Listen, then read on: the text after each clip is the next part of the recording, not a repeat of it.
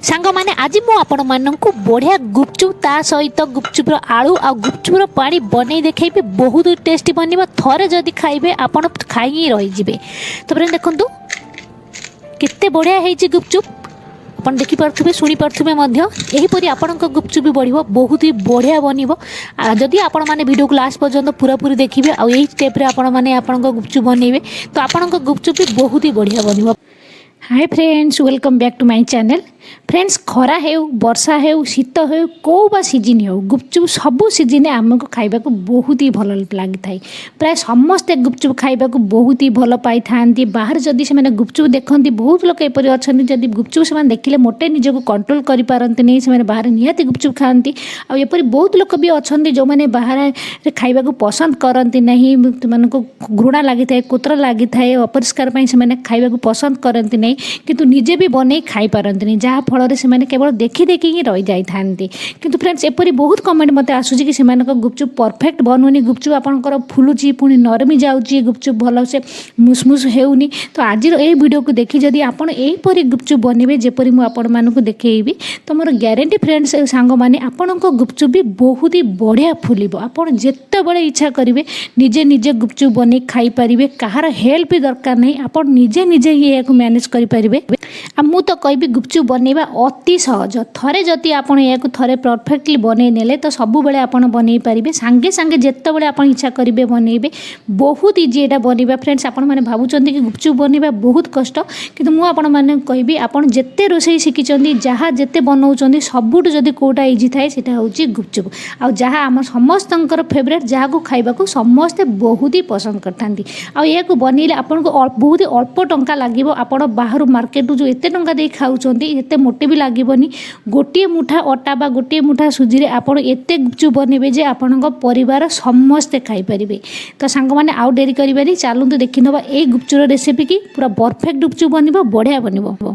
तो सेतिपाई सांग माने आपण प्रथमे नेबे गोटे कप सुजी, छोट दाना सुजी नेबे, कप हो अपन ताटिया हो गिना हो जो थे नेबे गोटे कप सुजी नेबे। जेतिकी सुजी नेबे तार अधा नेबे एटी मैदा, ठीक अच्छे। तो जेतिकी सुजी नेले तार अधा मैदा नेबे एवं मैदार अधा आपण नेबे अटा जोटा कि आम रुटी करथांती गहमर गुंड। तो देखिले तो केमती किपरि माप। तो गोटे कप सुजी तार अधा नेबे अटा तार अधा नेबे मैदा। तो यही परिमाण में आपन जो ताटिया हो गिना हो जो थे नौकरी से अनुसार मापिकी नेबे, ठीक अच्छे। तो प्रथम गोटे बड़ बाउल नवा से गोटे कप सुजी मुझे पकई नेबी, छोट दाना सुजी नेबे जहाँ फल गुपचुप आपन भल बन।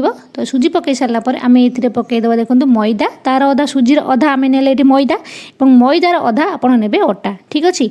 तो पकई सारापर यह भल से पूरा ये मिक्स करदे, पानी फाणी किसी देवेनि, खाली यह भल से गोले नेबे जहाँ फल सुजी मैदा अटा चारिआडे भल से गोले हो किसी समय यहपरी गोले नेबे भल से।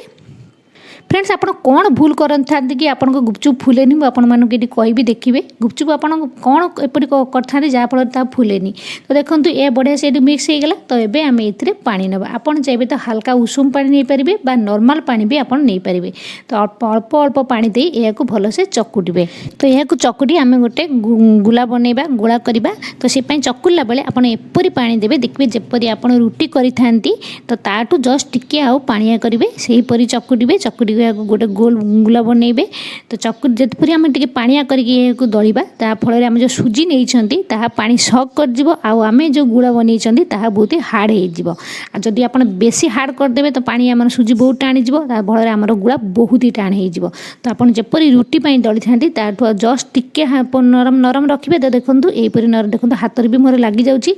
तो यहीपरी रखी यहीपरी दलिबे। तो यहीपरी दलिकी आम यह ढांकी 10-15 मिनिट छाड़ीदेवा एवं तापर चेक करवा। चेक करवा देखा आमर पानी अधिक हो कम हो। जदि अधिक हो तो आम आउटे मैदा आउ टे सुजी पकई एडजस्ट करवा। जदि कम हो जाइथिबो जदि डमर बहुत टाण हो आम आउ टे पानी पकई चकुटा। तो यहीपरी ढांकी 10-15 मिनिट छाड़ीदेवा। तो देखो 10-15 मिनिट पर यह देखो पूरा परफेक्ट पानी सुजी टाणी जाइए। आपने देखिपे हाथ में मोर मोटे भी लगुनि बहुत ही टाण भी बनी जाइए।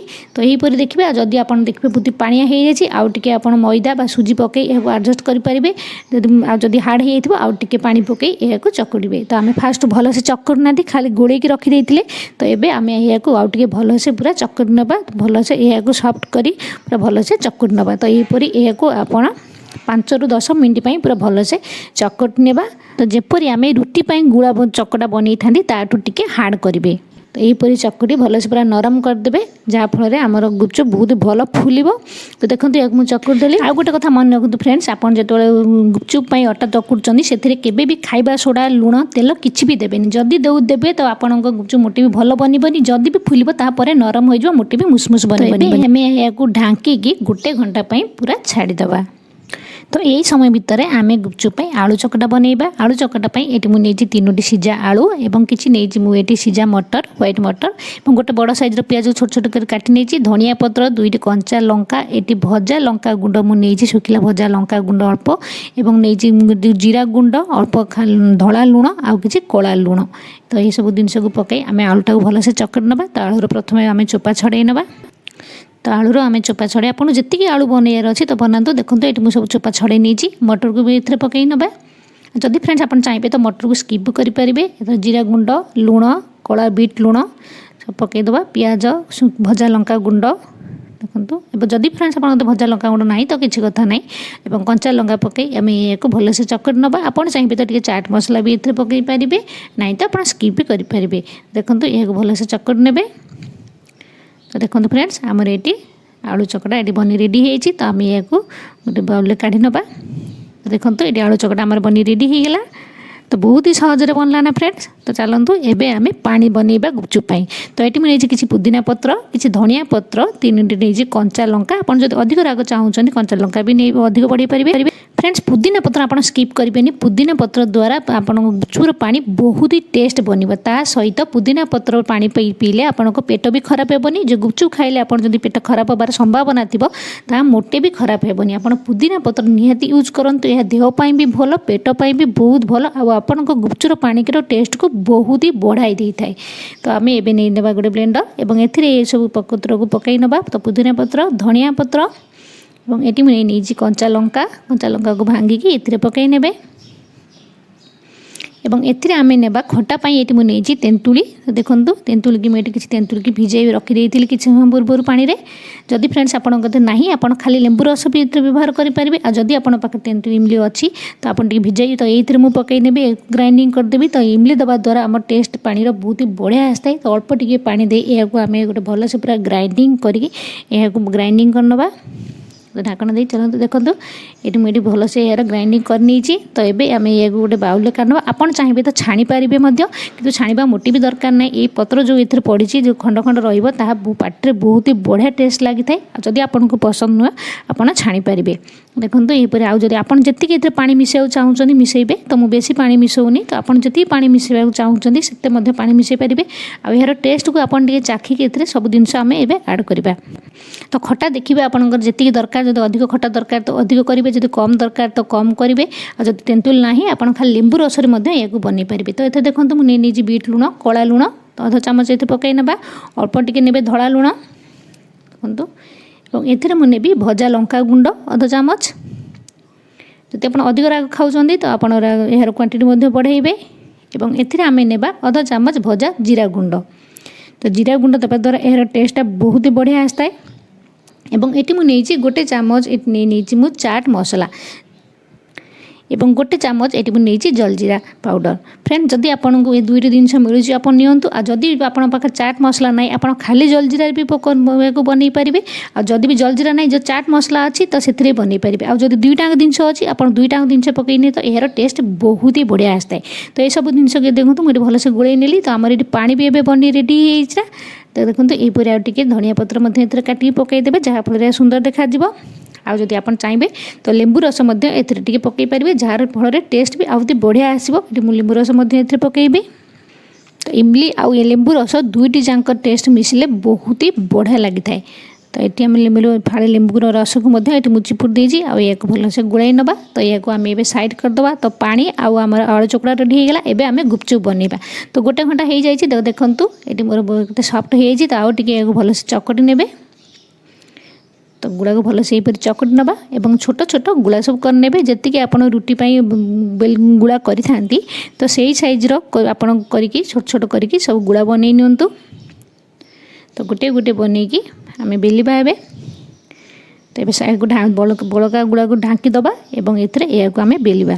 तो बेलिला बेले आप जब तेल मारिक बेली पार्छन तो भल कथा, जदि न मारी बेली पार्छन आप अटा बा मैदा पकई भी बेली पारे, किसी असुविधा नहीं। कि बेलिला बेले आप देखिए जपरी आप रुटी करते ताठू आउ टिके पतला बेलिबे, आ बेलिला बेले आप जोर जोर माडिक बेलिबेनी, जहाँफल जब तल आपंकर जो प्रेसर हो जगार मोटे भी फुलबनी।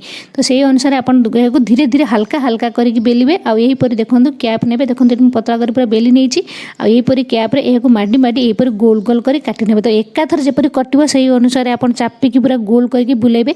जदि हल्का हल्का धीरे कटिब पछर जदि आप छिड़ेबे तो ता मोटे भी फुलबनी। तो ये एकाथर कैप्रे जेकोसी कैप आप धार थी से काटी नेबे और यह देखो ये साइड कर नेबे।